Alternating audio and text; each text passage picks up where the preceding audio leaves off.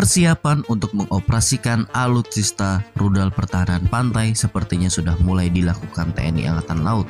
Walaupun pilihan memang belum ditentukan sampai saat ini, beberapa nama yang masuk dalam list menunjukkan bahwa rudal anti kapal berbasis pantai yang ingin dioperasikan oleh TNI Angkatan Laut bukanlah rudal sembarangan.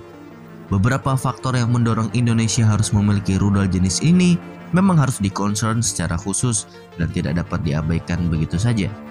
Melansir dari Defense Studies, Tentara Nasional Indonesia atau TNI Angkatan Laut selama ini memantau pergerakan situasi kapal perang asing yang memasuki wilayah perairan Selat Sunda bagian utara dan selatan Banten di pos Pulau Sangiang, Kabupaten Serang, Provinsi Banten.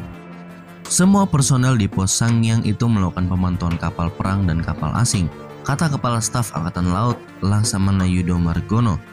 Untuk wilayah maritim perairan Selat Sunda bagian utara dan selatan Banten tentu menjadi pengamanan personel dari Pangkalan Angkatan Laut Merak.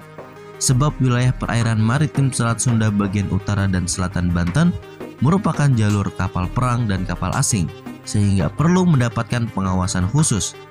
Dalam hal ini memang TNI Angkatan Laut masih melakukan pemantauan terhadap kapal-kapal tersebut, sehingga perlu juga memiliki sebuah alutsista yang dapat menindak langsung jika terjadi pelanggaran peraturan di wilayah ini. Walaupun kita juga memiliki kapal yang bisa kita gunakan. Menurutnya, personel TNI Angkatan Laut di pos Pulau Sangiang itu, mereka setiap hari melaporkan hasil pemantauan kapal perang dan kapal asing yang masuk. Selama ini memang perairan maritim Banten sebagai jalur kapal perang dan kapal asing. Maka dari itu, Laksamana Yudo Margono mengatakan pihaknya ke depan akan membangun pasukan Batalion Marinir Pertahanan Pantai di Banten. Pendirian satuan Batalion Marinir itu untuk memperkuat pengamanan wilayah Banten. Namun, pasukan Batalion Marinir Pertahanan Pantai itu belum ditentukan lokasinya. TNI Angkatan Laut tentu akan berkoordinasi dengan Gubernur Banten untuk pembangunan batalion baru Marinir Pertahanan Pantai ini, kata Kasal. Nah kan habis ini Kasal kayaknya jadi panglima nih, mungkin bisa lebih cepat proses pembangunan batalion pertahanan pantai ini, terus dilengkapi dengan alutsista yang terbaik. Ya, rudal-rudal pertahanan pantai yang terbaik di dunia ada beberapa memang, seperti NSM berbasis pantai, ada Neptune mungkin, tapi kalau Neptune kayaknya udah nggak bisa. Ada Atmaka, ada Exocet, ada Brahmos mungkin.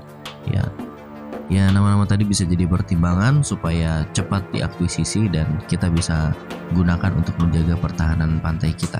Mungkin bisa ditaruh di Sumatera atau Natuna atau Pulau Jawa mungkin, atau Pulau Kalimantan yang memang punya perbatasan strategis dan potensi ancamannya itu besar. Nah, bagaimana menurut kalian menanggapi berita ini? Silahkan komentar kalian di bawah.